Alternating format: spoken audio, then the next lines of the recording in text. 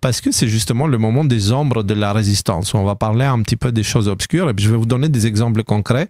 J'ai pas eu le temps d'aller assez en profondeur, donc peut-être qu'il va y avoir une suite à cette partie-là. Mais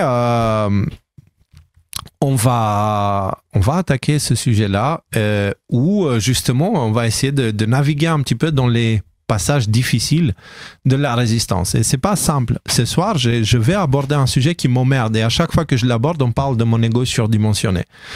Ce que j'ai compris avec le temps, c'est que ceux qui me parlent de mon ego surdimensionné, ce sont des personnes qui n'ont aucun respect de soi. D'accord? Et ils confondent le respect de soi avec un ego surdimensionné. Tu vois?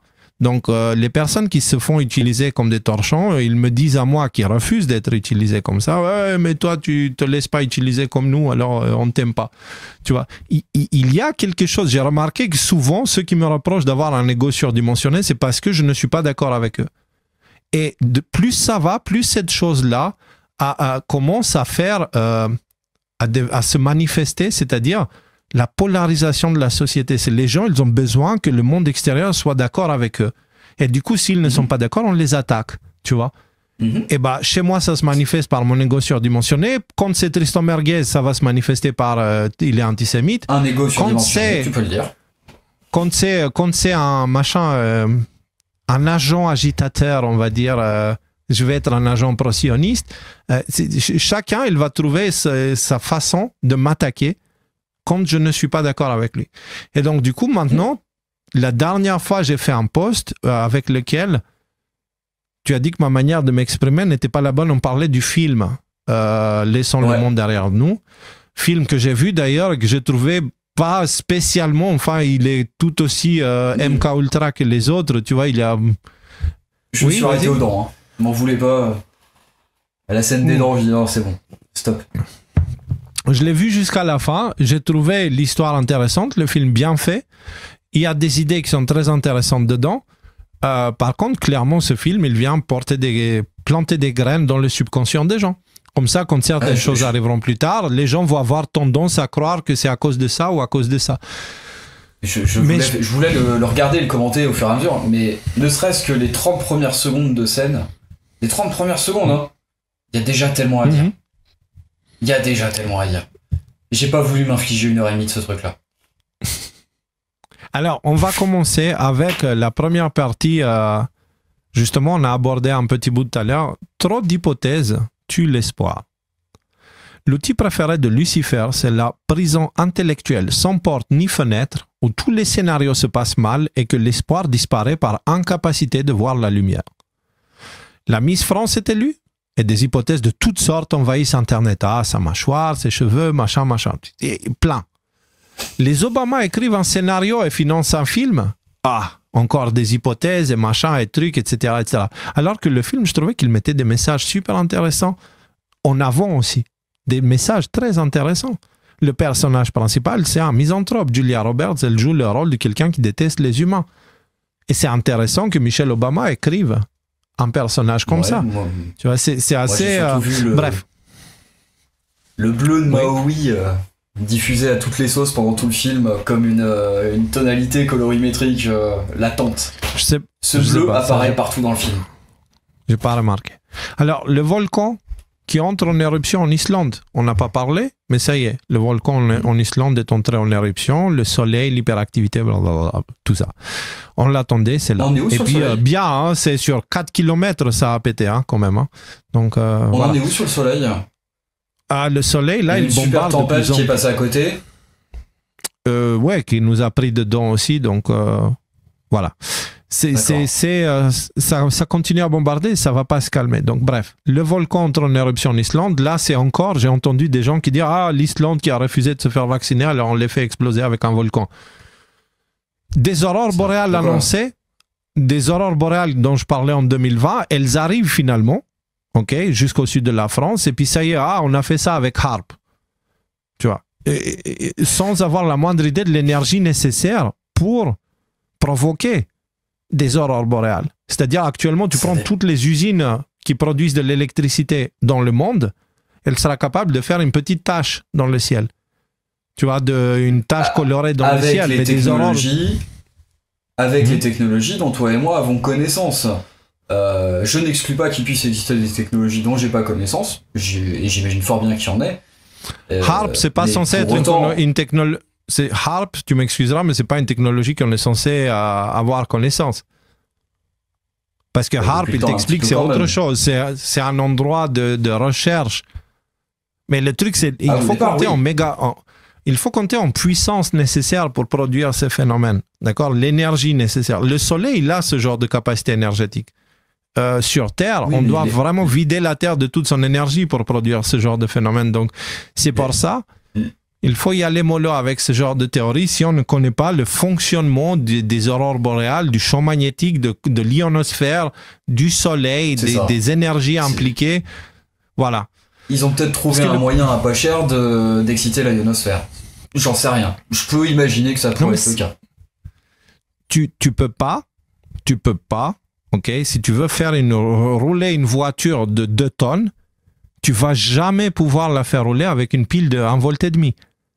Aucune chance. Jamais. Tu peux trouver toutes les technologies du monde nécessaires. Bah là, c'est ce que disent les gens, en fait. Quand ils disent les aurores boréales, c'est fait par l'homme.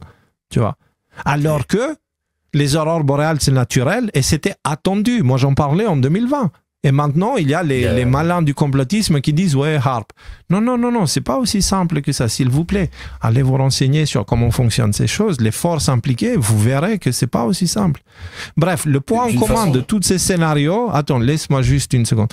Le point en commun de tous ces scénarios, c'est que ces hypothèses expliquent toujours tout par le complot de ce groupe d'humains qui aurait le pouvoir et l'énergie de déclencher des aurores boréales partout avec un gros micro-ondes à ciel ouvert, sauf que d'accord, donc il y a forcément l'image absolue du complotisme. En faisant cela, ceux qui propagent toutes sortes d'hypothèses, parfois crédibles, parfois, disons-le, complètement stupides, propagent sans le savoir, ou en le faisant consciemment dans certains cas, ils propagent le désespoir. Car ils donnent une nature toute puissante à cette entité qui complote sur le dos de l'humanité. Cela est tout sauf constructif. Parce que ça veut dire que tout ce qui arrive dans le monde, c'est toujours organisé par l'État profond. Même la sortie des dossiers CTIL, etc., on a dit, ouais, c'est l'État profond qui les a laissés sortir. Non. Actuellement, il n'y a plus personne qui est au contrôle. Ceux qui contrôlaient le narratif, ils ont perdu le contrôle. Et les nouveaux qui sont arrivés maintenant, le camp en face, ils n'ont pas encore le contrôle total du narratif. Donc ça veut dire actuellement nous sommes dans une zone où il n'y a personne à la tête, c'est juste la chaîne causale des choix que nous avons pris jusqu'à maintenant. Il n'y a pas quelqu'un qui dirige le futur du monde si ce n'est le créateur, tu vois. Donc tous ceux qui, vraiment si vous faites partie de ceux qui cherchent une explication complotiste dans tout, je vous le dis, pensez-y à l'effet que ça vous fait à l'intérieur de vous, le fait de savoir que peu importe ce qui se passe dans le monde, c'est exactement là où je voulais en venir, c'est que on peut essayer de trouver des explications complotistes à peu près tout, y compris du HAARP sur les aurores boréales. Et sinon, vous pouvez aussi vous fier à votre karma. Comment ça vibre à l'intérieur? Comment vous le sentez? C'est mieux que toutes les sources que vous pourrez trouver, je pense. Regardez dehors et regardez ce que ça vous dit. De voir l'effet que ça fait à l'intérieur aussi, tu vois. Est-ce que ces informations vous permettent d'avancer ou est-ce qu'elles vous paralysent? Parce que l'idée de chercher toujours un responsable extérieur où c'est l'humanité est mauvaise et machin, on va tous mourir demain, ça conduit à la dépression, ça conduit à l'enfermement psychologique, l'enfermement intellectuel où il n'y a pas de sortie possible parce que il y a Trump qui sort, ah oui, mais Trump, il est méchant. Il y a celui qui sort pour protéger l'humanité, ah, mais Poutine est méchant aussi. À un moment donné, tu dis, vous savez quoi ? Si tu te remets dans la situation d'il y a 3 ans, où, grosso modo, au début du Covid, les gens ont commencé à chercher à se poser des questions, et on peut dire que la sortie du Covid a été un tournant dans l'éveil des gens et leur rapport au monde. Il y avait beaucoup moins de motifs d'espoir et d'espérance qu'aujourd'hui. On est bien plus avancé et les gens sont bien plus lucides aujourd'hui. Mais donc, les complotistes radicaux, ils vont te sortir, oui, mais ça c'est parce qu'ils nous laissent pour qu'on croie qu'on avance. Ils vont te dire ça. Je crois que ceux-là vous veulent pas plus de bien que le Deep State qui dénonce. Justement, c'est ce que je dis, c'est les extrémistes de ce cas qui trouvent toutes les réponses au complot et qui ne voient jamais aucune victoire. Ils disent toujours, oui, mais ça, c'est parce que l'État profond. Et il y en a des gens comme ça sur Internet, une tonne. Dans les médias alternatifs, il y en a une tonne aussi.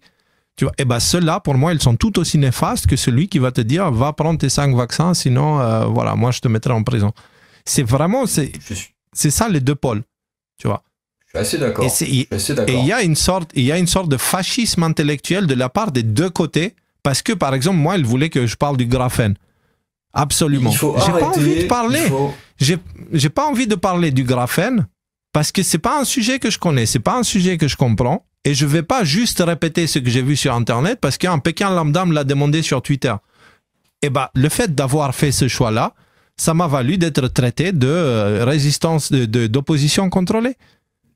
Et ben voilà, c'est ça, c'est les fascistes intellectuels du complotisme qui ont ce genre de démarche-là, tu vois. Et je suis d'accord avec toi. Soit tu vas aborder les sujets que je veux, soit tu vas aborder les sujets que je veux, soit tu es l'opposition contrôlée, tu vois. Et tout le monde ne peut pas être sensible à tous les sujets, enfin, sauf à être, comme moi, connecté souvent à beaucoup d'endroits pour chercher sur beaucoup de trucs. Tu peux pas c'est pareil, ça fait de toi un couteau suisse, ça fait pas de toi une caisse à outils. Un couteau suisse et une caisse à outils, c'est pas du tout la même chose. Ah, rien à voir. Ça veut dire tu as une petite idée de chaque sujet, mais tu es spécialisé en rien. C'est un peu comme moi, c'est un peu comme beaucoup de gens, tu vois. Fait.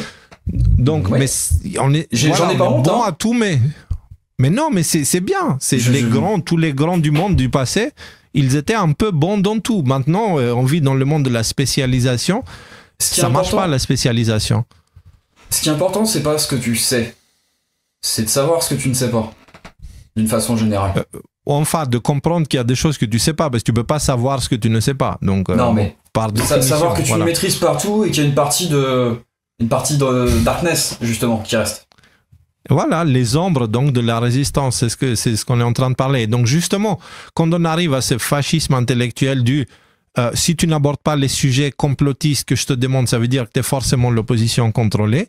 On arrive à la deuxième partie qui est l'outil préféré du diable. Diable et Satan, les deux travaillent ensemble. C'est pas la même entité. Diable, Satan, Lucifer sont des choses différentes. Alors, le principe du avec nous ou contre nous, qui est l'outil préféré du diable. Et maintenant, s'il te plaît, tu vas me laisser aller jusqu'au bout de mon truc et on en parle juste après, ok? Parce que il y a tout un fil rouge. Celui-là est un peu plus difficile, mais restez avec moi car ça en vaut la peine. J'étais assez choqué, mais pas trop, de voir qu'un certain Youssef Indy, préparez-vous dans les commentaires à m'envoyer du caca parce que je sens que ça va péter, mais c'est pas grave. Alors, de voir qu'un certain Youssef Indy, que mon intuition m'a toujours dit de m'en méfier, s'est mis à attaquer Idrissa Berkane parce que soi-disant ce dernier serait un agent d'Israël ou je sais pas quoi encore, juste parce que ce dernier refuse de s'aligner à tous les anti-sionistes, anti-Israël, anti-juifs, pro-Hamasutra, voilà, j'ai décidé de l'appeler comme ça, etc. Et donc Youssef Indy, il dit quoi, t'es pas un anti-Israël, t'es pas un anti-machin, t'es forcément... sous-entendu, hein, tu es forcément un agent, etc. Parce que justement, Idrissa Berkane qui avait parlé il y a un moment de ça, des agents, comment il appelait ça? Donc des agents provocateurs, notamment en France, concrètement des gens payés par les renseignements généraux pour cartographier et compromettre la dissidence en France. Et je constate avec consternation que sa vidéo elle est toujours d'actualité. Et tu as l'autre qui fait ce message rempli de sous-entendus. Donc le avec nous contre nous. Est-ce que tu parles aussi des agents qui sont payés par Israël? Tu parles des gens qui chantent Israël vivra, Israël vaincra et qui vont à Tel Aviv recevoir leurs consignes? Je pense qu'il en a déjà parlé. Des personnes qui ne sont pas forcément utiles dans le contexte actuel. Je pense que Idrissa Berkane, il est tout sauf stupide en fait. Donc il a une capacité au niveau du fonctionnement cognitif qui dépasse de très loin celui de Youssef Indy et de tous ceux qui l'accusent d'ailleurs en face.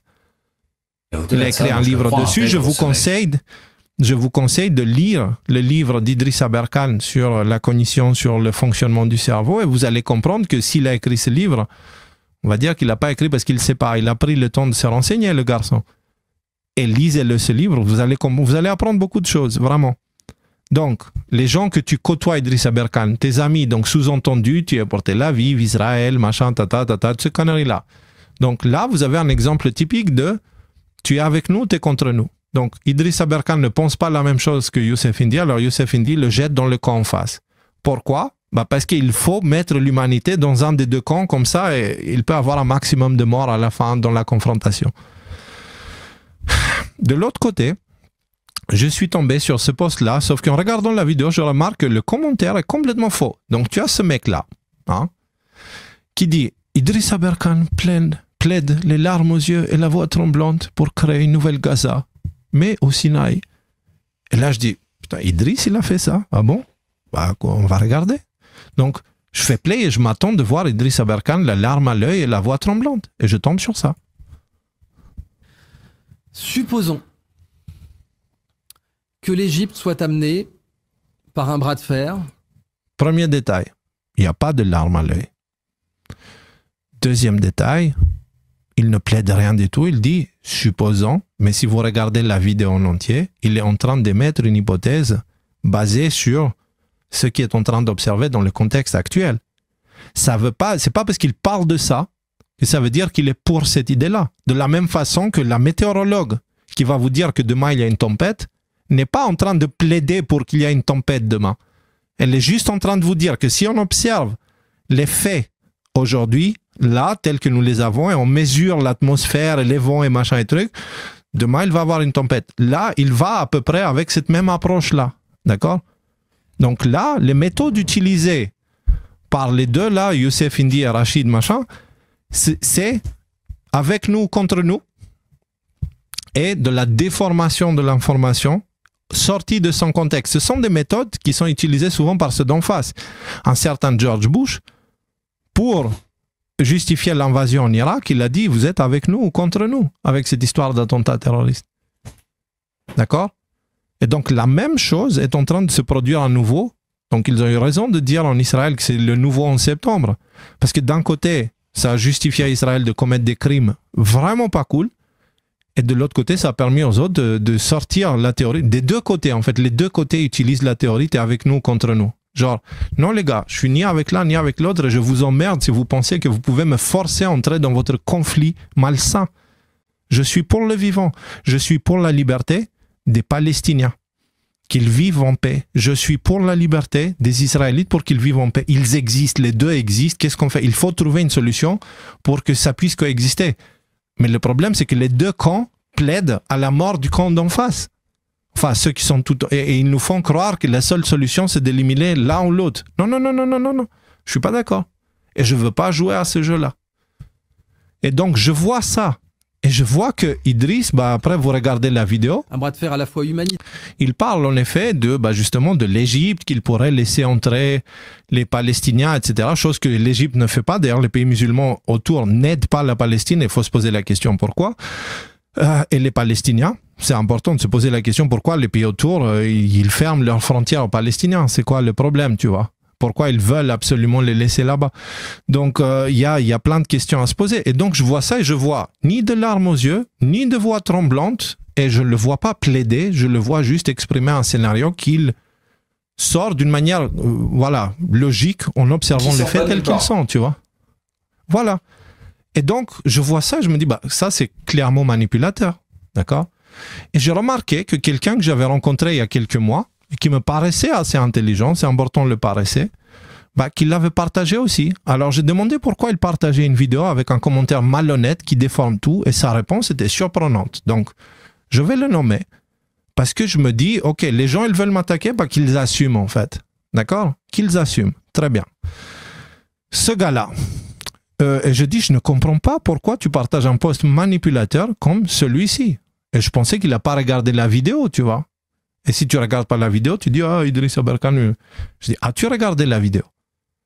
Et là, sa réponse, il dit, je l'ai partagé parce qu'entre son positionnement en faveur d'un déplacement de population dans le Sinaï, chose que justement il n'est pas en train de faire, et le fait que ce soit Attali qui l'a lancé dans sa filiation, je ne vois pas vraiment le rapport en fait. J'ai croisé aussi dans ma vie des gens super chelous de la part quand j'étais à Thinkerview. Ils m'ont pas lancé, c'est parce que j'ai croisé une personne, c'est pas parce que j'ai échangé avec une personne, j'étais dans Thinkerview. Thinkerview qui est un outil d'opposition contrôlée. Voilà, je le dis comme ça. Vous voulez parler des renseignements? Ok, parlez Thinkerview. Vous pensez que ça vient d'où? Pensez qu'il a eu accès comment à toutes ces personnes? Quand même de très bonnes interviews, mais c'est bien de le savoir. Exactement. Tout n'est pas à jeter, premièrement. Deuxièmement, est-ce que ça fait de moi quelqu'un des renseignements? Non. Il faut arrêter les conneries. C'est pas comme ça que ça fonctionne. Et là, on dit exactement la même chose. C'est une excellente source. Par ailleurs, tout des faux buts, c'est une excellente source, Thinkerview. Et regarde ce qu'il me dit. Bon, excellent, ça dépend ce que tu cherches. Mais il dit, le fait que ce soit Attali qui lance sa filiation, je m'autorise à penser qu'il est plutôt de l'autre côté de la barrière. Donc, tu vois, pour lui, déjà, tu remarques, tu dis, il y a une barrière, il y a deux camps. Tu vois. Et donc, là, il partage un post qui dit, justement, ce truc qui dit, fondateur des scouts musulmans de France et de l'association Amitié judéo-musulmane de France, il a longuement milité pour un dialogue entre les religions par le biais d'activités communes. Il est où le problème? Alors, je comprends pas. Parce que il a un CV. Attends parce que là tu recommences. Tu juste prends des notes et on parle à la fin, mais laisse-moi construire mon narratif, s'il te plaît, parce que ça fonctionne pas. Donc, fondateur, juste pour expliquer ce que j'ai à dire en fait, parce que si on détourne à chaque fois, finalement je dis rien, tu vois, c'est pour ça. C'est important que je puisse aller jusqu'au bout. Alors, fondateur des scouts musulmans de France et de l'association Amitié judéo-musulmane de France. Il est où le problème? Pourquoi il y a un problème de chercher à créer des liens entre les juifs et les musulmans? C'est quoi le problème en fait? N'est-ce pas là un effort pacificateur? Et là, il dit cette démarche ironique fait de lui un pacificateur de l'ombre à l'heure où les tensions multiconfessionnelles s'accroisent au Moyen-Orient, etc. Mais, amen, emmenez-nous d'autres comme ça. Des pacificateurs, emmenez-nous d'autres. Ce sont ceux-là qui sont appelés enfants de Dieu. C'est pas les diviseurs, les avec nous ou contre nous. Ceux-là, c'est les enfants du diable, les diviseurs. Alors, petite parenthèse, au moment où on parle de ça, quelques jours avant, je tombe sur cette vidéo d'Idriss Aberkan qui invite quelqu'un que moi, franchement, j'aurais pas invité parce que c'est quelqu'un qui est assez dur avec tout le reste. Pour lui, c'est le chrétien suprémaciste un peu, qui cherche le dialogue, mais toujours avec une approche qui est difficile d'être vue par l'autre en face. Et Idriss Aberkan, qui, si j'ai bien compris, est un soufi, donc ce sont on va dire, les spiritualisto-ésotérico-musulmans, voilà, et il l'invite pour qu'ils puissent avoir une conversation ensemble. Et c'est un chrétien cette fois-là, tu vois. Et donc, comment faire dialoguer les grandes religions, c'est le sujet de la vidéo. Je l'ai regardé, j'ai trouvé ça hallucinant. Et moi, j'aurais pas osé, j'aurais pas eu forcément l'intelligence d'Idriss pour gérer cette situation-là, parce que je suis un petit peu plus barbare parfois, je peux l'être. Et je dis à Idriss, c'est tout à ton honneur. Super. C'est bien. Super. Et donc, il a une démarche, mais il n'est pas que juif musulman, il est aussi chrétien musulman, chrétien juif. Enfin, le gars, il œuvre dans les actes pour qu'on arrête avec les divisions des religions et qu'on essaie de trouver un terrain d'entente, parce que, au final, toutes ces religions-là, peut-être qu'elles ont toutes raison et toutes tort. Elles ont toutes tort parce qu'elles sont souvent utilisées pour diviser les peuples et créer des morts, et faire couler du sang. Et elles ont toutes raison parce qu'elles parlent de quelque chose de divin à travers lequel nous sommes tous unis. C'est juste que chacun est trop arrogant pour se dire que, en fait, peut-être c'est pas moi qui a raison, c'est l'autre, etc. Et que chacun veut que tout le monde soit d'accord au détail près avec ce qu'il pense. Voilà. Donc, Idriss Aberkan fait un travail d'union, alors que les autres, ils font un travail de t'es avec nous, contre nous. Tu vois, l'un ou l'autre, t'as pas le choix. Tu peux pas, si t'es contre nous, on parle pas, on doit te tuer. Tu vois, tu dois cesser d'exister de la planète. Par contre, si t'es avec nous, tu peux te permettre tout et n'importe quoi. C'est ça l'idée derrière. Alors, pas content de mes réponses sous son post clairement manipulateur, parce que le gars, il publie une vidéo, avec un commentaire manipulateur, en me disant que oui, c'est manipulateur, mais je le publie quand même parce que ça va dans le sens de ce que je crois. Et comme la conversation en dessous de son post, ça allait pas dans le sens qu'il voulait, ça s'est déplacé en dessous d'un de mes posts sur ADNM. Et il dit, l'UE est atlantiste. Elle suit les Américains dans leur révolution industrielle du Great Reset de Davos. Ils ont ouvert 2 foyers de guerre en Ukraine, puis en Israël. Ok? Qu'est-ce que ça veut dire exactement? Donc il dit blanc ou noir. Je réponds, blanc ou noir, gauche ou droite, haut ou bas, avec ou contre nous. le raisonnement binaire dans ce genre de situation a toujours conduit à des drames. Factuellement vrai, historiquement vrai, toujours. Et il dit, la binarité, c'est quand ça vous arrange, il a bien quelqu'un derrière le Covid. Il semblerait que ce soit le même derrière l'Ukraine. Et il semblerait que ce soit le même état profond derrière Israël, puisque c'est les États-Unis qui financent cette guerre, comme en Ukraine. Ok. Donc là, au niveau du raisonnement, on baisse d'un niveau, ok. Et du coup, j'ai répondu avec cette vidéo-là. Restez avec moi jusqu'au bout, vous allez comprendre. La même entité derrière l'Ukraine, la même est derrière, qu'est-ce que tu sous-entends par la suite? Parce que tu es en train de sous-entendre que Ukraine et Israël, c'est le même combat. Et en faisant ça, tu fais un gros amalgame entre état profond d'un pays, gouvernement d'un pays et population. Et ça, c'est comme ça qu'on finit avec des génocides. Tu sais, si on ne prend pas les nuances pour faire la part des choses. Et je te signale, si tu mets l'Ukraine et Israël du même côté, je te signale que des armes qui ont été envoyées en Ukraine se sont retrouvées entre les mains du Hamas, copain. Donc, voilà, je suis pas certain que c'est moi qui est binaire dans cette réflexion-là. Donc voilà, je fais une réponse vidéo parce que ça va mieux comme ça va plus vite.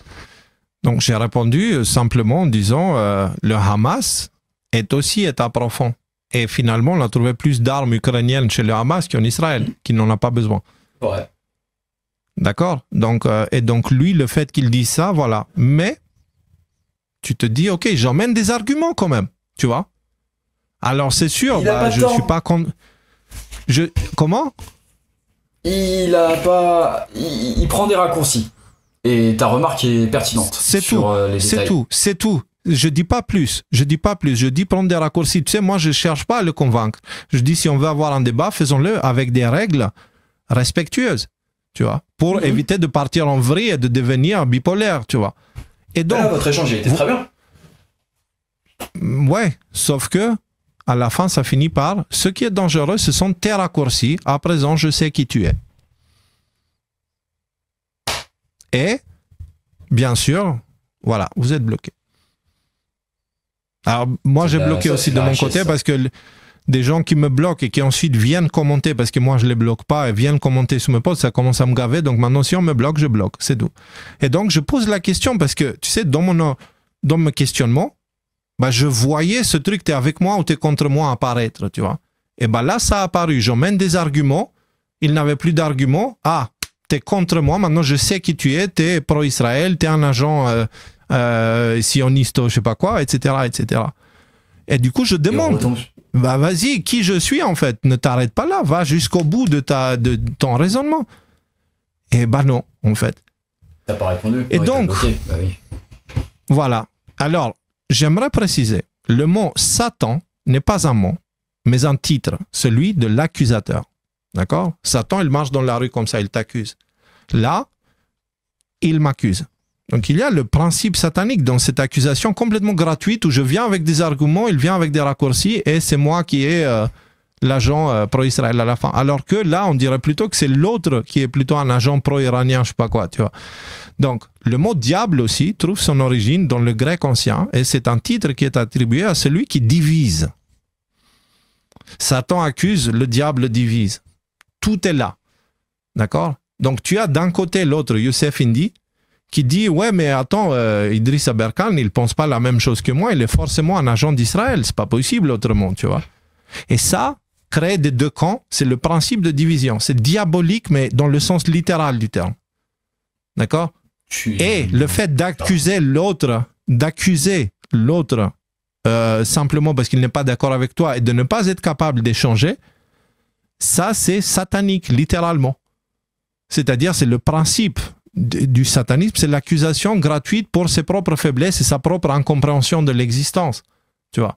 Donc, tu accuses l'autre pour les choses que tu es incapable de comprendre toi-même. Et donc, dans les deux cas, vous voyez ces forces qui divisent et qui accusent se manifester. Mais, le fameux « t'es avec moi ou contre moi », le même que celui de George Bush qui a justifié des guerres et qui a été la raison pour laquelle beaucoup de sang a été versé. Alors, il y a deux possibilités. Soit cet individu est inconscient et donc je me suis trompé sur son intelligence, soit il sait très bien ce qu'il fait, ses objectifs sont clairs. Je dis cela car à partir du moment où tu n'es pas d'accord avec lui, tu es automatiquement classé comme un agent d'Israël. Alors j'ai eu les pains à la merguez qui ont cherché à me coller l'étiquette d'antisémite jusqu'à là, et maintenant, parce que je refuse de m'associer avec le camp de la mort, d'autres disent que je suis agent pro-Israël, Palestine, enfin pro-sioniste, tout ça.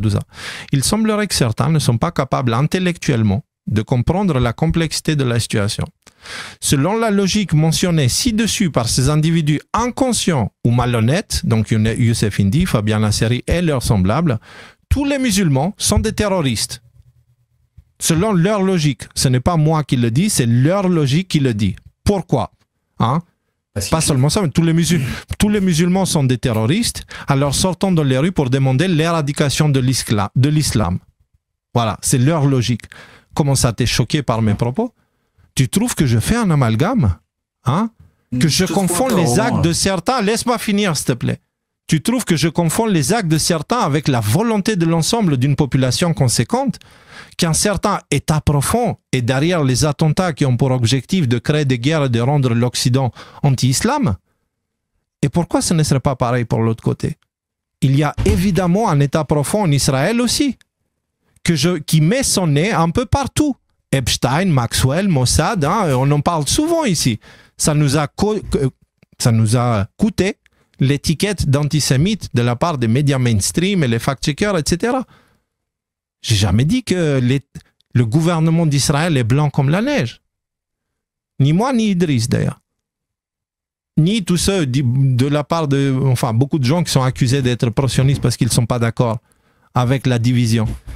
Et donc, il y a aussi le gouvernement, le Likoud, qui ne sert clairement pas les intérêts du peuple qu'il a mis au pouvoir. Mais excusez-moi, ça c'est partout pareil. Partout pareil. Et donc, il y a la population qui va subir du coup les accusations pour les actes d'un gouvernement corrompu, comme c'est le cas dans tous les pays occidentaux, parce qu'Israël est considéré comme civilisation occidentale, avec un état profond dedans. Donc, selon cette logique-là, ça veut dire aussi que tous les Français, ce sont des sanguinaires va-t-en-guerre. Parce que la France, elle a fait aussi des guerres à l'étranger. Elle a été la raison pour laquelle la Libye a été détruite. Moi, cette logique-là, je ne la comprends pas. Enfin non, pire, je la comprends et je la hais, je la déteste. Elle m'horripile, elle me dégoûte. C'est prendre toute la population. Et donc, du coup, attention. Quand tu parles Israël comme si, les Juifs comme ça, machin truc, copain, si tu prends pas les notions, tu poses le tapis rouge à des génocides. Ouvre grand les yeux, les Youssef Indy et les machins là qui ne veulent pas, qui vont dans la simplicité intellectuelle, qui créent des drames. Prenez la peine de faire les nuances, de faire la part des choses. Vous parlez d'êtres humains et vous jugez le groupe basé sur les actes d'une minorité. Évidemment, le peuple d'Israël, étant donné qu'il a un gouvernement corrompu en tête et un état profond au-dessus du gouvernement corrompu en tête, avec un service de renseignement un petit peu tout puissant sur le monde, forcément, ils ont le pouvoir de manipuler leur population et les ont conduits à devenir un petit peu une partie de la population, à devenir un petit peu, complexe de supériorité, etc. Mais excuse-moi, mais tu as vu un petit peu la gueule de la France ces derniers temps? Tu as vu un petit peu ce qui s'est passé en France avec les masques et les vaccins et tout ça? De ça, tu n'en parles pas? Tu penses que c'est un problème uniquement israélien? Tu ne penses pas que c'est un problème global de l'Occident et même du monde entier, celui qui contrôle les médias, contrôle l'opinion publique? Tu ne penses pas que c'est un petit peu plus compliqué que des explications faciles qui peuvent conduire à des drames et qui provoquent la division? Alors, de mon côté, je ne suis pas d'accord avec tout ça. Et je vois aussi un autre cas. Panamza. Alors, Panamza, je vous dis tout de suite, je ne connais pas. Je ne veux le mettre en aucune des cases, je ne connais pas. Je pense que c'est, de ce que je vois, ça pourrait très bien être juste une erreur de jugement. Ok? Mais, quelqu'un a posé la question quelque part, Thévenon Pierre, qu'est-ce que vous pensez de Thinkerview? Et j'ai répondu. D'accord? Je vous montre un peu tous les malentendus de la résistance pour que vous compreniez qu'il faut faire très attention à ce que vous lisez et à comment vous le percevez. D'accord? Parce que si vous éteignez la télé, vous allumez Internet pour croire tout ce qui est dit sur Internet, vous êtes mal barré aussi. Donc, j'avais répondu en tant que cofondateur de Thinkerview, après avoir travaillé plusieurs années avec Bertrand, je dis que Thinkerview, donc le fameux Sky, je dis que Thinkerview n'est pas un média dissident, Il suit un agenda spécifique avec des objectifs bien précis pour un certain groupe de l'ombre lié à l'armée. Voilà, c'est tout ce que je sais, c'est tout ce que je dis. Voilà. C'est la raison pour laquelle j'ai quitté le poste du président de la structure, car je ne voulais pas être utilisé en tant qu'interface d'un cheval de Troie. Hein, c'est l'expression préférée de Bertrand pour décrire Thinkerview. Alors oui, Bertrand est très cultivé et très intelligent, mais il n'est pas celui qu'il prétend être. Et là, je fais une comparaison pour montrer que c'est pas parce qu'on est intelligent et cultivé qu'on est une bonne personne. Hitler était aussi cultivé et intelligent. Hein, voilà. Alors, je donne ici un avis informé, et même très bien informé, parce que je connais de l'intérieur, et c'est pas une spéculation qui sort de nulle part, c'est un sujet que je connais, ok? Je publie ça, où je réponds simplement à cette question, que pensez-vous de Thinkerview? Ok? Et là, il sort ce post-là. Juste. C'est une information capitale. Il prend mon post, hein? Mon post à moi, ce que moi j'ai dit. Regardez les conclusions auxquelles il arrive, lui. De 2017 à 2019, j'avais consacré plusieurs articles à Bertrand Pillet alias Sky, l'animateur secret de Thinkerview. Enfin, secret, si tu donnes son nom et son nom de famille, c'est pas trop secret non plus. Il dit, un cofondateur de la Web TV à succès confirme ce que j'avançais sur le type sur lequel on m'avait alerté dès 2011. Ok, donc il parle de moi. À savoir qu'il travaille comme agent d'influence, notamment pro-israélien. Je n'ai pas dit ça. Je n'ai pas dit ça. Donc non, je ne confirme pas du tout ça. Il n'y a rien qui me permet de croire quoi que ce soit à propos de ce sujet spécifique. Donc, il ajoute ce petit... C'est ça la mort aura. Tu sais, où tu peux manger 95% et c'est le 5% qui va tuer. C'est ça, la mort aura. Alors, à savoir qu'il travaille comme agent d'influence pour le renseignement militaire en posant aux prétendus hackers voulant donner la parole à des rebelles. Tout le reste est vrai. Ça a été ajouté de nulle part. Ça, c'est lui qui le dit. Ni moi, et même en connaissant l'intérieur, je sais très bien que Bertrand n'a rien à foutre de toutes les religions en général, y compris le judaïsme et les juifs et tout ça. Il n'en a rien à foutre, il est complètement pas là-dedans. Alors, souvenez-vous, il dit Anatolium et Idriss Aberkan. Donc, il prend mon poste et maintenant il parle anti-Israël et maintenant il va aller un peu plus loin. Et il dit Anatolium et Idriss Aberkan, entre autres imposteurs, ont été quasiment lancés comme des antisystèmes suite à leur passage dans Thinkerview. Donc, ça y est. Donc, il justifie le côté pro-Israël d'Idriss Aberkan à travers un truc qu'il a inventé lui-même, en fait, qui n'a pas grand-chose sur lequel le poser. Je dirais même que Thinkerview a toujours été un peu pro-russe. Donc, c'est ça, il faut garder en tête. C'est de l'intérieur. Voilà, il y a eu des interviews avec des ministres, avec des ambassadeurs, plutôt, je devrais dire. Là, tu le vois avec Lavrov. Lavrov, il n'est pas con. Il ne ferait pas des photos comme ça avec n'importe qui. Donc, voilà, c'est lui, le fameux Bertrand. Et donc, avec Lavrov. Donc, non, il n'est pas du tout du côté Israël et tout ça. Mais la personne derrière Panamza, il a pris ce que j'ai écrit, il l'a déformé pour appuyer ses propos. Voilà. Ça me fait penser à un honeypot. Juste laisse-moi finir, s'il te plaît, et puis à la fin, on pourra discuter. J'arrive à la fin, là. Vas-y. Alors, bien entendu, je ne mets pas Panamza, ça je l'ai dit, hein, j'ai pris mes précautions oratoires. Donc, je ne dis pas non plus que je suis 100% certain que Fabien Nasri et Youssef Indy, comme d'autres, sont des gens infiltrés, etc. Je dis juste que tous ceux qui pratiquent le thé avec nous contre nous servent le même camp, qu'ils soient pro-palestiniens, pro-Israël, pro-je sais pas quoi, peu importe. Okay? C'est le même camp. Et bien sûr, la même chose se produit de l'autre côté, avec le Hamas et le peuple palestinien, et aussi avec nous contre nous pour défendre les crimes de l'autre côté. Vous le connaissez, il ressemble à ça. Donc, Habib Meir, c'est l'autre extrême, avec son coup de théâtre, là, vraiment, l'Oscar du pire acteur, tu vois. Peut-être que les images qu'il a vues l'ont vraiment fâché, etc. Mes copains, va prendre des cours de théâtre parce qu'il n'était pas crédible. Et ce mec-là, il a sorti des âneries à la télé et il pratique vraiment d'une manière très sévère le thé avec nous contre nous, mais lui, il est dans l'autre camp. Donc, c'est pareil. Donc, si jamais tu te retrouves avec Youssef Indy d'un côté et lui de l'autre côté, tu peux pas rester au milieu. Parce que si tu dis, les gars, moi, je veux pas être mélangé à vous. Ah non, du coup, tu es avec l'autre. Non, je suis pas avec l'autre. Ah non, mais tu es avec l'autre. Il te jette comme une balle. Excusez-moi, moi je suis d'aucun camp. Et Israël, évidemment qu'ils utilisent exactement les mêmes pratiques pour défendre leur plan. Donc, ce que je veux dire par là, c'est que évidemment que je dénonce aussi la manipulation de l'autre côté, les bébés décapités, etc., etc. J'en parle aussi. Si j'étais un agent israélien, machin truc, j'en parlerais pas. Mais j'en parle aussi, et je dis que ça aussi, c'est grave. Et d'ailleurs, Israël qui a des moyens beaucoup plus efficaces pour la propagation de la propagande, etc. Parce qu'en effet, ils ont le bras un peu plus long que ceux d'en face. Ça, c'est vrai. Mais je ne suis pas de ce camp-là non plus. Je ne suis pas du camp des autres non plus. Je pointe du doigt où je vois l'injustice. Mon seul camp, c'est pour l'être vivant. Alors, les deux véritables camps qui s'affrontent. Ma position n'a pas changé depuis le début. Et je vais vous mettre la vidéo parce qu'au début, tout le monde nous demandait il faut choisir un camp, t'es pro-palestinien, t'es pro-Israël. J'ai fait cette vidéo, il n'y a pas une virgule qui a changé au niveau de ce que je pense avec ce conflit-là. Donc je remets la vidéo. Rappel, c'est une vidéo qui date de 8 octobre, le lendemain. D'accord? C'était le 7 octobre les attentats, là c'est le lendemain matin. Voilà. Bonjour tout le monde. On nous a souvent demandé de nous exprimer sur Israël et le rapport avec la Palestine. Et jusqu'à présent, on n'a pas vraiment pris de position.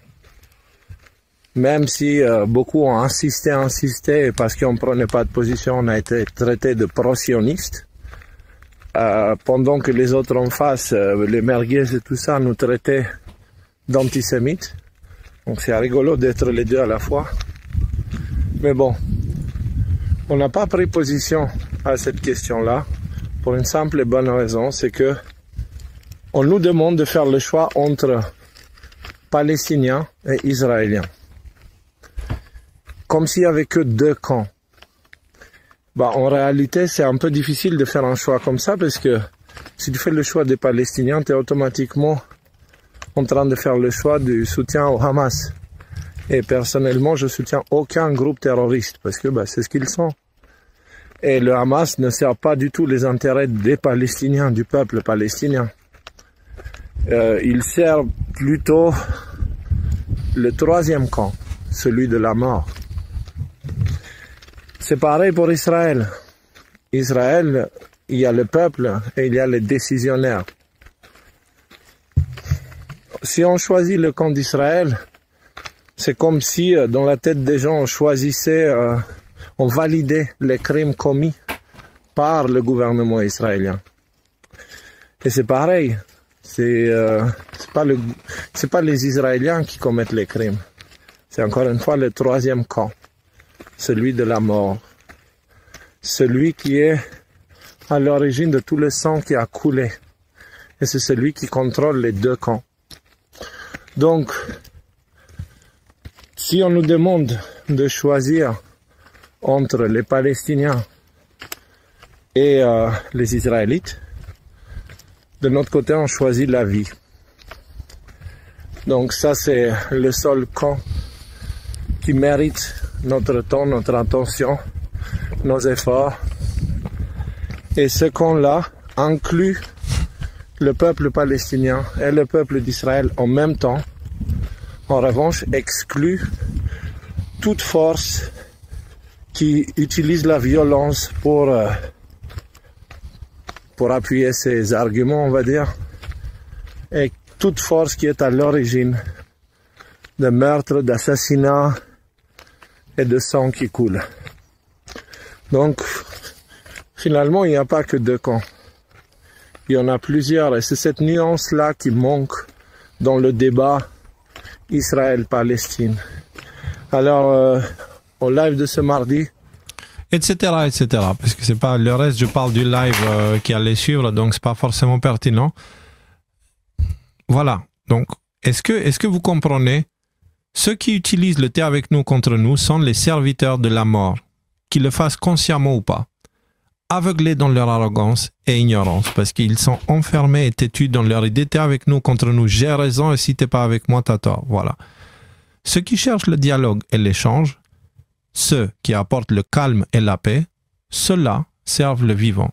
La Bible d'accord, qui est censé être le livre quand même des 3 religions, parce que tu as la Torah, hein, l'Ancien Testament qui est la loi du peuple d'Israël, tu as le Nouveau Testament, alors qu'en réalité c'est un seul bouquin qui la continuité du même, en fait, est la réalisation des prophéties et l'annonce du futur, et tu as aussi l'islam qui te dit dedans, il faut prendre en compte les livres précédents, parce que c'est une continuité. Si tu ne les prends pas en compte, Mahomet n'a aucune légitimité. Mahomet trouve sa légitimité dans l'existence et la prise en compte des 2 anciens livres. D'accord? Donc si toi tu débarques et tu crois que parce que tu es musulman, tu devrais être contre les 2 autres, en réalité tu es contre ton propre prophète en fait. Donc c'est très important de comprendre cette chose-là. Et dans ce cas précis, si on ne comprend pas ces choses-là, il vaudrait mieux pas se lancer à devenir influenceur spirituel ou je ne sais pas quoi et parler de le peuple juif n'existe pas. Parce que ça, du coup, s'il n'existe pas, ceux qui existent, faisons-les disparaître en fait. Ça justifie tout et n'importe quoi en fait. Je parle de ça et je pense que celui qui propage ce genre d'idée se reconnaîtra. Donc, il faudra faire très attention. Alors, le reste du sujet, c'est autre chose. Du coup, tu as pris des notes, je t'écoute, balance. Il y a quelqu'un dans le chat qui m'aime pas trop, là, pour le coup, parce qu'il n'a pas compris. Il dit, qu'est-ce que tu nous emmènes 15 minutes à parler de ce gars-là et pourquoi tu le prends et pourquoi tu fais pas ça? Non, j'ai pris un exemple typique pour que vous voyez ce à quoi nous sommes confrontés, parce que moi, comme vous, hein, on est confrontés à ça. On veut avoir une approche pacifique d'un sujet, c'est impossible, parce que des 2 camps, tu as les radicaux extrémistes qui vont te dire soit tu es avec moi, soit tu es contre moi. Et moi, à cela, je dis non, restez, battez-vous entre vous, entretuez-vous, c'est votre droit, ça vous regarde. Laissez ceux qui ne veulent pas se mêler, et qui cherchent la paix et qui cherchent à aider l'humain, l'humain qui est le même, qu'il soit palestinien ou juif, c'est le même, ils viennent du même chemin, ils sont conçus de la même façon, et un jour ils doivent de la même façon mourir après avoir dû manger, boire et respirer comme tout le monde.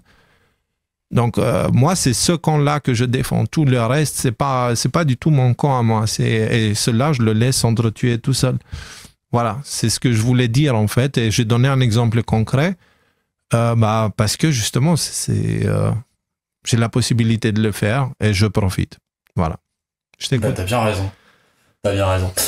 Ouais, j'ai pris pas mal de notes, mais je vais pas revenir sur le début des notes et le profil de Idriss Aberkan, que je salue au passage. Moi, je crois que c'est une personne honnête et intègre, donc j'ai aucune raison de pas lui faire confiance. Il prend des positions bien plus entendables et bien moins tranchées que ce qu'on veut bien lui prêter. Et il essaye pas de cliver justement, mais je me faisais la réflexion sur le fait de vouloir cliver, tu sais, droite, gauche, t'es pro nous, enfin avec nous ou contre nous.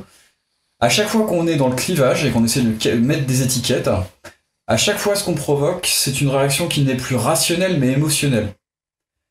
Parce qu'après, la masse provoque un accroissement des mots, des tensions, des mensonges et des mésactions. Donc qu'est-ce qui se passe? Dès qu'on commence à mettre des étiquettes, on empêche de facto la paix sous quelle forme que ce soit. Pourquoi? Parce que quand on n'est plus dans l'émotionnel mais dans le rationnel, on échange autour des faits.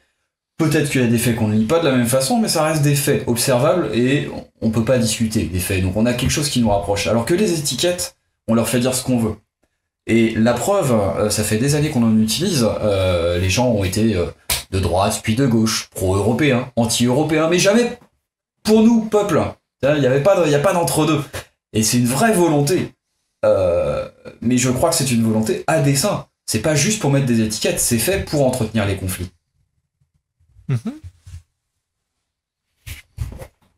Mais du coup, est-ce que... Ouais, vas-y, prends une autre note, parce que j'ai rien à ajouter à ce que tu as dit, c'est très juste. Dès que tu as les émotions, dès que quelqu'un commence à appuyer les boutons émotionnels, ce quelqu'un, consciemment ou pas, essaye de te manipuler. Consciemment ou pas. D'accord? Et moi, je dirais que Idriss Aberkan, il est bien meilleur que moi à avoir la finesse de ne pas jouer sur l'émotionnel. Moi, je n'ai pas cette finesse-là. Moi, je suis encore une fois, au niveau de la parole, je suis un barbare, un lion, certains, enfin, c'est pas pour rien, c'est mon prénom et mon caractère. C'est avec la parole, je vais te dévorer si tu me fais chier, tu vois. Je vais pas aller machin truc, alors que Idriss, il est plutôt fin, diplomate, patient, très cultivé. Il a un grand nombre d'abonnés. Il est très dangereux pour ceux qui veulent la guerre. Parce que, justement, ils prennent quelque chose d'autre que la guerre. Et donc, c'est pour ça, j'ai l'impression qu'il est cible de tout le monde. Bizarrement, il se trouve que moi aussi, mais à beaucoup plus petite échelle. Parce que, c'est pareil. Je refuse de jouer le jeu avec nous ou contre nous. Tu vois. Donc, il faut pas choisir. Choisir maintenant, ça veut dire renoncer à l'option où demain on n'est pas d'accord. C'est pas parce que je suis d'accord avec toi sur tel sujet que je dois être d'accord avec toi sur un autre. Et en fait, je suis en train de me demander si ce comportement-là que t'as pointé, j'en observe beaucoup quand même. Beaucoup. Et je me demande si justement c'est pas des pots de miel exprès pour pouvoir coller des étiquettes et entretenir le conflit. Parce que s'il y a pas ça, il y a rien qui tient nos dirigeants. S'ils n'ont pas ça, il y a rien qui tient l'Europe, il y a rien qui tient la France, il y a rien. Quand tu dis que tu vois beaucoup de comptes qui sont comme ça, quel genre de... j'ai l'impression... Enfin, c'est quoi qu'est-ce que tu vois? J'ai l'impression que sur Twitter, j'ai l'impression quand je me promène dessus que tu ne peux pas avoir de paroles mesurées, il faut forcément que tu choisisses. Et on l'a vu aussi dans nos médias. Regarde Routel Krief. Alors, vous condamnez. Et qu'est-ce que ça peut te foutre? Je suis pour la paix, point. Et je pense que ces gens-là... C'est à dessein, c'est volontaire. Est-ce que tu peux comprendre du coup maintenant que ce n'est peut-être pas de l'arrogance de ma part que de dire quand je publie des choses et que j'ai des gens qui viennent me dire je suis pas d'accord, machin, tu devrais pas faire ça, que j'en ai un peu rien à foutre en fait. Parce que peu importe ce que je fais, peu importe ce que je dis, il va y avoir toujours quelqu'un qui va me dire ce que je ne suis pas censé faire. Par contre, il n'y a pas grand monde qui vient me dire, qui vient avec une proposition. Quelque chose. Et tu vois, c'était ça le sujet qu'on a eu à Twitter Espace. Je ne suis pas d'accord, mais j'aurais peut-être vu les choses sensiblement différemment pour telle raison. Et après, sur les raisons, on est d'accord, on n'est pas d'accord, on en discute, on évolue. Mais il n'y a que comme ça qu'on pourra mettre une société avec un grand S, sans cliver, sans mettre une étiquette. Et t'imagines, je mets l'étiquette Léo, avec arrogant. On fait comment pour discuter après? Impossible. Ouais. Et c'est pour ça, plus toi que les autres, que je me suis dit, vas-y, viens, parce que, ouais, ok, parfois tu peux me trouver arrogant. Ouais, ok, t'es banni du chat, etc. Mais par contre, j'ai pas l'impression que tes intentions sont mauvaises et t'es pas là pour cliver, t'es capable de discuter. Et donc, voilà, je t'ai invité au live et au final, en fait, il n'y a même pas eu de vraie contradiction entre nous. Finalement, tu comprends ma position et tu comprends aussi la difficulté que d'avoir un compte Twitter avec autant d'abonnés, de faire ce que je fais. Je crois que c'est ça le poids. Et d'avoir une opinion personnelle. Parce qu'en fait, concrètement, ce qui se passe, c'est que les gens qui lisent ce que je publie, ils m'interdisent de réfléchir, ils m'interdisent d'avoir des opinions personnelles, en fait. C'est genre, non, si tu dis... Parce que dès que je m'exprime et je vais par là, on me dit, oui, mais si tu vas par là, t'es anti-là. Non, c'est juste, je veux aller là, je suis pas anti-là. Je vais par là parce que ça m'attire. C'est pas parce que ça me repousse. Oui, mais si tu vas par là, c'est parce que t'es anti-là. Non, c'est pas comme ça que ça fonctionne. Je ne fonctionne pas avec les anti, je suis anti-rien. La pensée je suis binaire. Pour le vivant. Comment? La pensée n'est pas que binaire. Voilà. C'est pas aussi simple que noir ou blanc. Et globalement, tu vois... Alors, sur le fond des choses, je pense qu'on a à peu près la même lecture et les mêmes sources d'informations. Et globalement, il y a pas mal de points communs, mais je pense que comme tu as effectivement un compte et que tu fais beaucoup d'abonnés, beaucoup de followers, là, cela il va certainement faire beaucoup de vues. Tu ne peux pas non plus te permettre de dire tout et n'importe quoi. Beaucoup moins que moi, qui ai ma liberté de petit compte anonyme à 10 followers qui peut sauter demain. Mais dis-moi je pourquoi, peux avoir cette liberté de ton nécessaire. Parce que pourquoi? Je pense que d'une certaine façon, pour pouvoir parler à tout le monde, t'es obligé de modérer parfois ton propos, là où le mien ne se veut pas modérer. Je veux pas de retenue, parce que je trouve que ce faisant, ça nous empêche de qualifier nos ennemis pour ce qu'ils sont. Je pense qu'il faut arrêter de prendre des pincettes. Je comprends pas pourquoi moi je dois modérer mes propos en fait. C'est-à-dire parce que là, ce que tu fais sans t'en rendre compte. Vraiment, tu serais surpris de constater que même si on se rencontre en vrai, etc., je ne vais pas parler très différemment. C'est justement, je pense que c'est quelque chose auquel j'ai décidé consciemment. Et c'est quelque chose que je déteste. Et je me suis pris la tête avec d'autres médias alternatifs que malheureusement j'ai soutenus dans le passé et qui se sont tournés contre moi, tu vois. Parce qu'ils me disent, oui, mais Léo, tu sais, il y a la version média et puis on n'est pas les mêmes qu'on en est en privé. Je dis, ah, donc t'es un hypocrite. Il dit, non, mais c'est pas comme ça parce que c'est pas... J'ai dit, si, t'es un hypocrite. C'est-à-dire, tu montres un visage qui n'est pas réel aux gens. Le mien, il est réel. Je suis le même à la caméra que dans la vraie vie. Et ceux qui me connaissent de près et qui m'ont rencontré, ils le savent. Et il y a un paquet de gens que j'ai rencontrés depuis, tu vois. Donc, et moi, pourquoi je devrais? Parce qu'en fait, ce que tu me dis, quand tu me dis que je devrais me modérer, est-ce que tu sais, tu peux me donner aussi le mécanisme à travers lequel je pourrais me modérer? Attention, c'était pas mon propos. Mon propos est pas tu dois te modérer. Je pense que d'une certaine façon, comme tu t'adresses à beaucoup de gens, il y a des raccourcis que tu peux pas forcément te permettre de prendre. Il y a des propos qui sont peut-être un peu violents, que peut-être. Alors, c'est mon sentiment que moi je pense, au regard de tout ce qu'on voit en ce moment, que j'ai l'impression que tu partages, mais que je ne trouve pas. Et finalement, tu vois, l'échange, la fois où je me suis retrouvé banni sur Telegram. Il n'y a pas de réclamation, c'était parfaitement justifié. Et moi, je pense qu'il ne faut pas prendre de pince. Il faut que... Il y a des fois, c'est pas toujours noir ou blanc, mais on n'est pas obligé d'être gris. Sur certains sujets, on peut aussi être noir ou blanc. Et c'est un ensemble qui fait une personne, c'est pas une idée. Moi, je suis plutôt de l'école, de ce que la vie m'a appris, soit toujours dans une situation équilibrée. Ok? Donc, ça veut dire que dans les moments, parce qu'il y a quelqu'un qui me dit Léo, t'es plus sanguin, etc. On va dire que je viens du sud, hein, je suis un Méditerranéen avec le sang qui va avec, etc. Et j'ai les caractéristiques, je porte bien les caractéristiques de Lion. J'ai 3 prénoms différents, 2 de ceux-là, ils sont liés au prénom Lion, tu vois. Donc, quand tu entends ça toute ta vie, ça te fait vibrer différemment. Et aussi, j'étais confronté à des choses, hein. J'ai grandi en camp de concentration une partie de ma vie. Je veux dire, ma famille, elle vient d'un camp de concentration. C'est pas la France de Macron qui va me faire peur. C'est pas comme ça qu'on fonctionne chez nous. Donc, il y a toutes ces choses-là. Ça fait pas de moi quelqu'un de sanguin. Je veux pas juste me battre pour me battre. Non, je sais me défendre. Au moment où il faut, je sais me défendre. Et donc, si jamais j'atteins des niveaux, je commence à être un peu sec, hein, ça veut dire que je pourrais vraiment aller beaucoup plus loin, mais je décide d'avoir une approche équilibrée, c'est-à-dire satisfaire à la fois ma frustration et exprimer ma frustration. Donc, ça, c'est équilibré. Hein? Vider mon sac, comme on dit. Et de l'autre côté, de ne pas aller trop loin pour fermer les ponts complètement. Par contre, ne pas me laisser écraser. C'est-à-dire ne pas me soumettre à l'autre. Je me soumets uniquement à Dieu. À personne d'autre. Même à mes propres parents. Même à rien. Je me soumets à rien. À parents biologiques, je parle. Je me soumets à Dieu. J'ai 40 ans maintenant. C'est avec lui mes comptes. Personne d'autre. Mais par contre, je ne vais pas me mettre au-dessus non plus. Donc, c'est vraiment l'équilibre en croix. Je ne vais pas être tout mou, je ne veux pas être très violent, je ne vais pas être soumis, je ne vais pas être autoritaire non plus. Par contre, je vais me positionner. Non, tu n'es pas au-dessus de moi. Tu n'es pas en dessous de moi. Tu veux discuter, très bien. Tu ne veux pas discuter, tu veux juste m'accuser. La porte, elle est là-bas. Et si tu ne veux pas la prendre, bah, tu vas apprendre à voler parce que je vais t'y envoyer. Tu vois, et donc... raison. Mais c'est comme ça, et en fait, c'est comme...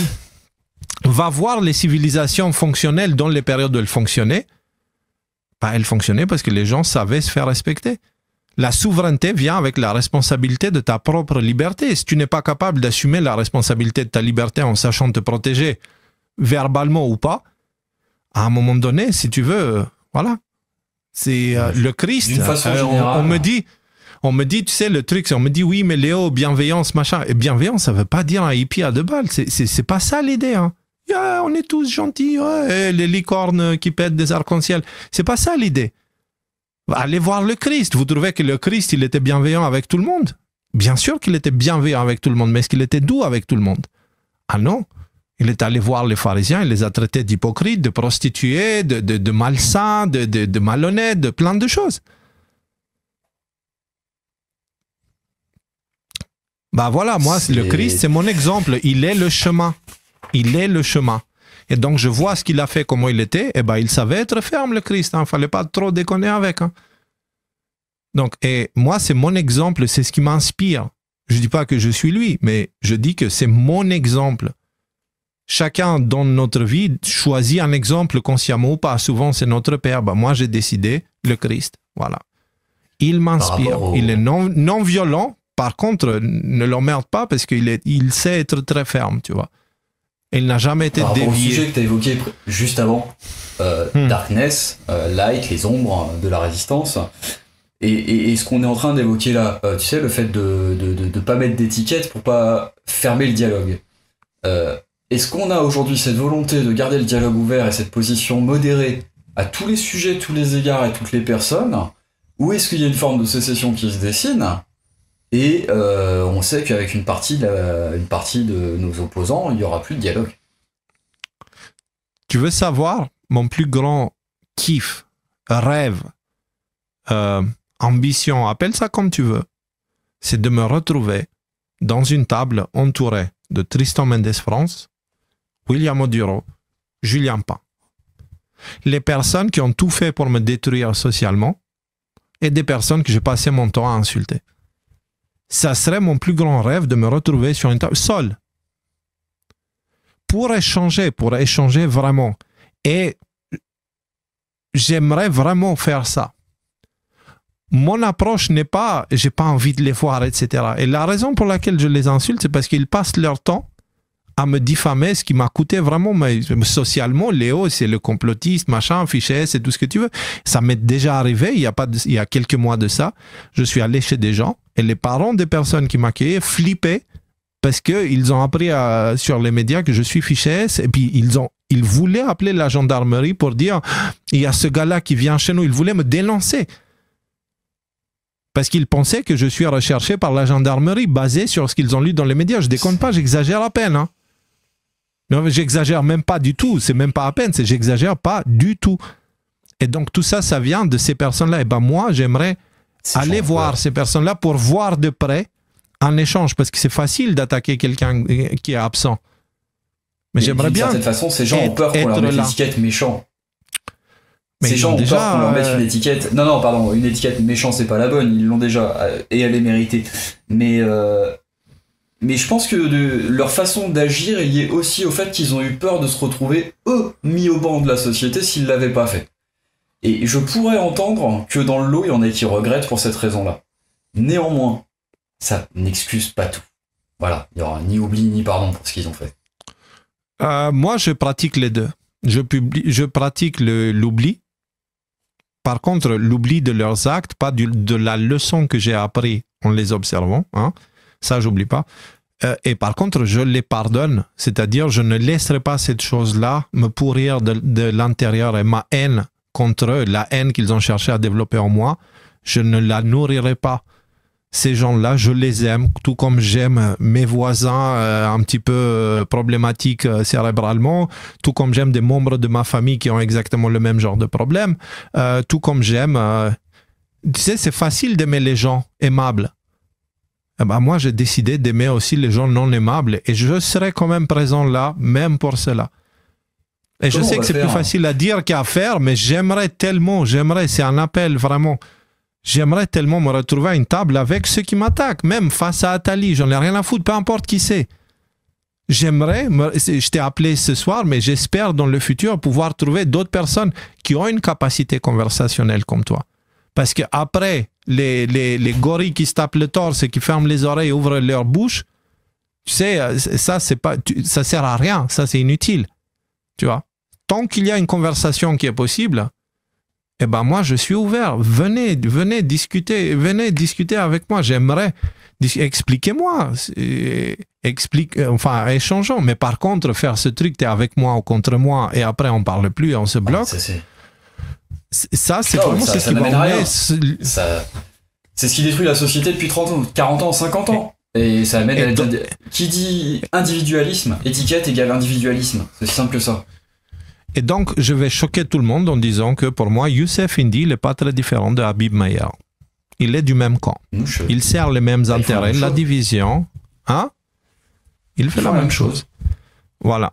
Et donc, j'ai apporté les arguments nécessaires pour ça. Si tu as autre chose à dire, vas-y, parce que j'ai un dernier sujet sur lequel on pourrait finir. Ça pourrait être rigolo. Alors, ouais, je vais te laisser finir. Juste une ouverture, parce que je pense qu'il y a un échange peut-être... toute cette colère que tu as évoquée, sur laquelle tu choisis à laquelle tu ne souhaites pas laisser de prise. Tu préfères aimer même ceux qui ne sont pas aimables. Donc ça veut dire ne pas laisser place à la colère. Non, c'est pas je ressens la colère, mais je ne la laisse pas décider. La colère, elle est dans la voiture avec moi, mais c'est moi qui tiens le volant. Et elle est au siège passager derrière, avec la fenêtre ouverte, et elle peut crier à l'extérieur, je m'en fous, mais c'est moi qui ai le volant, c'est moi qui décide, pas ma colère. Parce que la colère, c'est un très mauvais conducteur. Oui. Ne penses-tu pas que pour pouvoir avancer tous ensemble, il va falloir un moment ou un autre que cette colère trouve un exutoire? Et que justement, une forme d'exutoire actuellement, c'est des propos durs sur Internet à l'envers des personnes concernées. Mais justement, ce que tu es en train de dire, c'est le problème. C'est-à-dire que c'est les gens qui ne savent pas maîtriser leur colère qui finissent par créer la division et la polarisation de la société. Ils ont été programmés pour. Et justement, la colère, si tu la laisses conduire, elle emmène à des situations désastreuses. Les Allemands qui ont permis à Hitler d'entrer en pouvoir. Oui. Ouais, moi je dis pas qu'il faut pas la sentir. Tu peux pas ignorer la colère. Tu penses que le Christ n'était pas en colère? Ah, je veux dire, quand il est entré en temple, il a pété un plomb, le monsieur. Donc, et il n'était pas très sympa, il n'était pas très hippie à ce moment-là, tu vois. Il a un peu tout cassé dedans. Donc, comme j'ai dit, moi, le Christ, il paraît qu'il est le chemin. Moi, je le crois de tout mon cœur et de tout mon être que si j'essaye de suivre l'exemple qu'il a donné, je pourrais m'en sortir de tout ça. D'accord? En tant qu'humain imparfait, évoluant dans une société qui a oublié ce qui est un humain, ce qui est la vie, ce qui est l'existence et tout ça, si je suis son exemple, je pourrais me sortir de tout ça. Bah, j'ai décidé de le faire. C'est ce que je pense. J'accepte le fait que d'autres ne pensent pas comme moi. Je les aime de la même façon. Ça fait pas, il n'y a pas pour moi un élitisme spirituel, genre ceux qui pensent comme moi, ils sont supérieurs. Non, on est tous le même genre de caca, tu vois. Parce qu'au final, on est tous devenus... Hein? Quand tu arrêtes d'avoir peur, tu arrêtes de donner des étiquettes. Et quand tu arrêtes d'avoir peur, bah, tu es prêt à dialoguer. Et ils veulent qu'on ait peur. D'où les étiquettes. La peur et les étiquettes, c'est un mécanisme. Peut-être au prochain live, je veux parler de ça. La peur est directement liée à la nécessité des étiquettes. C'est un mécanisme ancien. Donc, les amis, avant de donner la dernière vidéo, parce que là, on va arriver à 3 heures d'émission, fou. Il y a ce vendredi sur Y-Files une interview avec Guilhem Caïsac. Donc, si vous allez sur YouTube, sur Y-Files, ping, alors affichez votre chaîne. Est-ce que les vidéos... Voilà, elle est là. Donc, conversation d'automne avec Guilhem Caïsac. Elle sera diffusée vendredi à 20h. D'accord? Une interview hallucinante où on parle justement de toute cette période de transition et on passe beaucoup un peu comme le live de ce soir, on observe un petit peu l'intelligence du mal et la force qui est capable de la confronter et aussi le fait que l'humain sous-estime complètement cette intelligence-là parce que c'est une intelligence millénaire et nous, humains, avec notre intelligence individuelle, on n'est juste pas au niveau. Et du coup, bah, il y a des conversations sur comment on pourrait faire, etc. Et voir qu'il y a une intelligence bien supérieure à celle de l'intelligence du mal, parce que le mal, c'est l'ombre, l'absence de lumière. Bah, il y a aussi l'intelligence de la lumière qui est... On parle de tous ces sujets-là, vraiment, c'est... J'ai dormi beaucoup moins con après cette interview-là. J'étais très, très, très content. Et il paraît que Guilhem a apprécié, qu'il va revenir. Donc, regardez-la et si vous avez des questions, vous allez pouvoir les poser. Le prochain Y-Files, c'est le meilleur Y-Files avec lequel on va pouvoir finir l'année 2023 et qui ouvre les portes de 2024. Donc, je voulais vous parler de ça. Et avant de partir, je voudrais justement aborder la fameuse vidéo que j'avais partagée. Juste, on a parlé de la Lune. Ah, regardez un petit peu cette vidéo. On va prendre juste 1 minute après pour l'analyser. Et puis après, on va aller se coucher parce qu'il est tard. Elle est incroyable, cette vidéo. Elle m'a rempli d'espoir, mais en même temps, ouais, aussi, j'ai compris les beaucoup de complots choses. du type on n'est jamais allé sur la Lune. Putain, celui-là, c'est mon préféré. Voilà, on en a parlé l'autre soir. Vous êtes au courant de la news de la semaine là-dessus? Ah non, mais je suis infiltré dans des groupes Facebook, moi, de Flat Earthers, etc. J'adore, je les espionne. Sama, il va Vas-y, je envoie. suis en flip total. Allez, envoie parce que Je suis j'adore. en flip total. Donc, cette semaine, Vladimir Poutine. Ça part bien. Non, mais la vidéo, elle est oufissime. L'étiquette. A eu une démo par Google. Google Bard. En Russie. D'une IA qui peut déterminer en live si une vidéo est fake ou pas. Ok. Et Poutine, il demande à Poutine quelle vidéo on met. Il dit, Non. mettez l'atterrissage sur la Lune. Non. Et là, Google en live dit que la vidéo est fake. Bizarre. Ça, on avait vu. Panique des ingénieurs de Google. Oh là là là là. Et Poutine, il est comme ça. Genre. Génial. Alors, est-ce que ça serait pas un complot Mais attends, c'est du trop... staff de Poutine? Ouais, mais c'est trop drôle. C'est-à-dire qu'ils ont infiltré Google et... Ouais. Tu vois... ouais. Ah, c'est drôle par contre. Et les mecs de Google... La vidéo est sur Twitter, vous pouvez la voir. La tronche qui tire. Ouais, j'imagine. Mais laisse tomber. Tu m'étonnes. Donc la NASA a fait un communiqué de presse qui est encore pire, puisque la NASA dit oui, la vidéo est fausse, parce que la vraie vidéo a été perdue, et donc on a dû faire une copie d'une fausse vidéo avec des caractéristiques de fausse vidéo, parce qu'on n'a plus l'original, mais on a été sur la Lune. Et vous pouvez aller voir. Checker immédiatement ce que tu Fact-check dis. ce que tu veux. Parce que là, ça me Waouh. paraît tellement immense. C'est sérieusement. Et Elon Musk, qui vient commenter à tout ça, je vais te donner le tweet Fred, dit, Ah ouais, l'air de rien, en toute descente, ah bah ok, je comprends mieux, parce que quand je vois à quel point c'est difficile d'aller sur la Lune avec la techno d'aujourd'hui, non. ça serait pas étonnant. It will not be a surprise that moon landing was a fake. Et toutes les photos également sont publiques sur le site de la NASA. J'adore toutes ces preuves, je suis avec toi. Je suis d'accord. À quel moment c'est pas... Mais moi, ce que je comprends pas, c'est pourquoi t'arrives même pas à imaginer que ce soit possible que ce soit pas vrai. Et qu'est-ce que ça aurait comme conséquence sur ta psychologie? Alors, pourquoi j'arrive pas? Parce que ça insulte ma pensée critique. Ça insulte ce qu'on t'a appris. Donc ça sort du champ. Non, Donc, mais c'est il pas appelle ça la pensée critique en plus, ce gars. C'est ça qui est incroyable. Genre, l'absence de pensée critique, il l'appelle pensée critique parce que le principe de l'esprit critique, c'est de critiquer, c'est d'émettre des doutes, de poser des questions. Ça insulterait mon esprit critique. Non, copain, ça insulte ton autorité que Ton tu as esprit tout accordée court. aux institutions. Voilà, ouais. Et ton Oui, mais esprit il y a pas faible d'esprit. plutôt.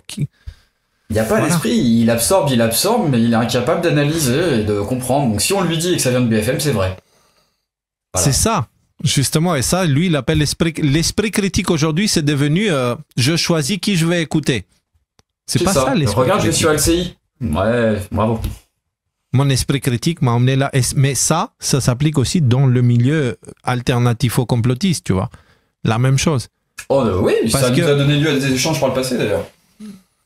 Donc, dans l'alternative de la télé, ce n'est pas forcément Internet, c'est l'autonomie intellectuelle. C'est d'apprendre à réfléchir par soi-même. Un véritable esprit critique, pas comme celui de ce monsieur-là. Alors, voyons ça jusqu'au bout, parce que je sais plus ce qu'il dit après. Et ça, Ok. tu vois, c'est Eh un ben, point... Tu t'es fait niquer. Tu vois. Ta pensée critique s'est fait niquer au plus haut point. Comment tu le prends? Parce que moi, je pète le câble du siècle, je vous préviens. hein. Ouais, je pense que je pète un câble. Ah, Ouais. mais laisse tomber. Ouais, je moi aussi. brûle les US. Mais là, moi, c'est le point de mon retour, ça. OK? Chacun de nous a un point de non-retour. Pour beaucoup, c'était les confinements, pour beaucoup, c'était les masques, pour beaucoup, c'était le Covid, pour beaucoup, c'était la vaccination. Et ben, il y a des gens qui ont un point de non-retour qui est un petit peu plus loin que d'autres. Tu vois, c'est-à-dire qu'ils ont tellement accordé leur autorité qu'ils ont besoin vraiment à ce que beaucoup de choses s'effondrent avant qu'ils prennent conscience. Alors, bah, il Et se il y en aura trouve que d'autres. toutes les choses vont s'effondrer et du coup, tout le monde va pouvoir prendre conscience. Donc, ça, c'est la bonne et la mauvaise nouvelle en même temps. La bonne parce que bah, justement, ça va provoquer un réveil global où plus personne ne jouera le jeu de l'autorité donnée à l'extérieur, etc. Mauvaise nouvelle parce que bah, pour confronter ça, il va falloir être prêt psychologiquement, hein, parce que la dissonance cognitive, là, tu les vois comment ils flippent, les bonhommes. Je crois qu'ils sont en train de comprendre. Ils commencent à réaliser que les complotistes, que c'est possible. Non, mais que c'est possible, qu'il y a une possibilité infime, à ce qu'il se soit fait baiser. Aussi simple que ça. C'est pour ça que tout à l'heure, je ne voulais pas trancher en disant c'est faux ou c'est vrai. Je dis, je ne suis pas en mesure de prouver l'un ou l'autre. Ça laisse une porte ouverte. Et le fait de laisser la porte ouverte, il n'y a pas d'étiquette. C'est pas vrai ou faux, c'est surtout quand tu laisses la porte ouverte, tu permets aussi à l'échange de pouvoir continuer à exister. Bien sûr. Parce que si tu fermes la porte et que tu as tout compris, c'est fini après. Là, tu es parti dans la radicalisation. Et vous m'excuserez, ça va choquer beaucoup parce que ça va sonner un peu Tristan Mendez, mais il y a de la radicalisation dans le milieu complotiste aussi. Les gens qui expliquent tout par le complot, tu vois, y compris la perte de mes cheveux, bon, ça va, tu vois. À un moment donné, il faut se calmer. De l'autre côté... Voilà, c'est la 6G. De l'autre côté, il y a ceux qui qui ont accordé 100% de leur autorité un peu n'importe où, sauf à eux-mêmes. Et ceux-là, ils sont tout aussi dangereux, ce sont les extrêmes. Donc, il faut juste, je l'écris à la fin pour finir avec ça, la seule sortie possible, c'est l'humilité et la quête constante de paix. C'est le plus difficile à faire, certes, mais il n'y a pas d'autre choix. On doit échanger avec ceux qui ne sont pas d'accord. On doit être patient, on doit rester bienveillant et respectueux, et on doit agir selon l'intelligence du vivant. C'est la seule intelligence capable de confronter celle de l'ombre. Il n'y a que la lumière qui peut éclairer l'obscurité, rien d'autre. Qu'est-ce que la lumière? C'est la connaissance consciente, pas la répétition. Répéter ce que tu as entendu à la télé, ce n'est pas de la connaissance. Répéter ce que tu as entendu sur Internet n'est pas de la connaissance. Avoir vécu l'expérience, c'est de la connaissance. Donc, commençons à faire le tri dans nos têtes entre connaissance et opinion. Beaucoup de gens confondent les deux et c'est là où tous les problèmes commencent. Donc, voilà. Alors, moi, je pense qu'on peut fermer les rideaux là, parce que 3 heures de live, ça va. C'était un exercice intéressant. Alors, je vais prendre la dernière parole pour dire mon classique bénédiction et paix à la fin. Est-ce que cette émission t'a appris quelque chose, cet échange-là t'a permis de constater quelque chose, de voir quelque chose? Oui. Déjà que t'as beaucoup plus de recul que moi, ce qui est. Et ensuite, je comprends pourquoi on a des propos différents, c'est aussi qu'on joue pas forcément les mêmes échelles de temps. Et c'est pas un reproche ou quoi que ce soit. Il faut des joueurs qui vont jouer le coup à la petite semaine, et il faut des joueurs qui courent des marathons. C'est normal. Mais justement, c'est bien aussi qu'on puisse en parler et qu'on puisse être d'accord sur le fait que, pour diverses raisons, on n'est pas toujours d'accord. Mais je pense qu'il faut de tout ça. Donc non, je suis bien content d'avoir pu être là pour ce live. Parfait. Moi, je t'avoue que je m'attendais un petit peu à plus de contradictions et un peu plus de Léo, là t'es arrogant et là t'es comme ci et là t'es comme ça, mais au final t'as fait le co-présentateur et tu m'as beaucoup coupé la parole. Pour une fois, il y a quelqu'un qui est à la hauteur de se mesurer à mes capacités de couper la parole. Je me suis senti un peu intimidé. Mon ego surdimensionné, il a tremblé un peu. Mon ego surdimensionné, tu vois. Je vais pouvoir traverser les portes maintenant, c'est bon. Alors, sur ce, les amis, vraiment merci à tout le monde. Merci beaucoup, Nicolas. Merci à Thierry pour l'émission de ce soir. Merci à tout le monde. Et j'espère vraiment que même ceux dont j'ai parlé ce soir, un jour, ils accepteront d'échanger sur les principes. Hein, voilà, si eux, c'est des mécaniciens auto et moi, je suis guitariste, forcément, on ne va pas pouvoir parler des mêmes sujets, mais par contre, on peut avoir une approche commune pour dire que j'ai besoin d'une voiture pour aller à mon concert et que toi, tu as besoin de la musique pour que ta vie ait de la couleur, tu vois. Donc, non, voilà. Je suis SSM, l'autoradio. Je prends les royalties sur l'autoradio. Allez, sur ce, tout le monde, soyez bénis, marchez en paix et on se donne rendez-vous, du coup, probablement le 25 décembre. J'aimerais fêter Noël avec vous, en fait, avec ceux qui sont un petit peu oubliés par leur famille ou isolés ou juste qui sont seuls ou qui ne sont pas seuls et qui sont en famille. Je pense que je vais tout faire pour essayer d'être disponible le 25, l'après-midi à 1 heure de repas ou quelque chose comme ça, pour qu'on le fasse ensemble, si vous voulez. Ça me ferait plaisir. Du coup, c'est un lundi, pas un mardi, mais voilà. Si ça vous intéresse aussi, dites-le moi, je mettrai un sondage et puis parce que je ferai pas lundi et mardi. Je réalise que quand je fais les live sol, c'est vraiment et même ce soir, on était à 2, mais par contre ça dure 3 heures et quelques, donc je suis pareil. Sur ce, soyez tous bénis et marchez en paix. Merci pour tout, merci Nicolas, merci Thierry, merci tout le monde. On s'aime, on va y arriver. À très bientôt.